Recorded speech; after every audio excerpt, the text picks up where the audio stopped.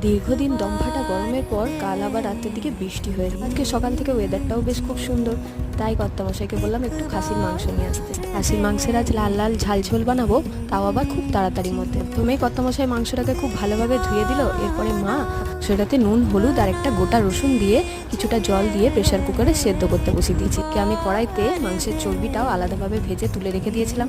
এরপর ওই তেলেই শুকনো লঙ্কা, তেজপাতা আর বেশ কিছুটা পেঁয়াজ কুচি নুন দিয়ে ভালোভাবে গলতে দিয়েছিলাম। পেঁয়াজটা গলে এলেই তার মধ্যে এগুলার যে মশলাগুলো, আদা লঙ্কা রসুন বাটা, জিরে গুঁড়ো, মিট মশলা আর কিছুটা কাশ্মীরি লঙ্কার গুঁড়ো জল দিয়ে গুলে দিয়ে দিয়েছি।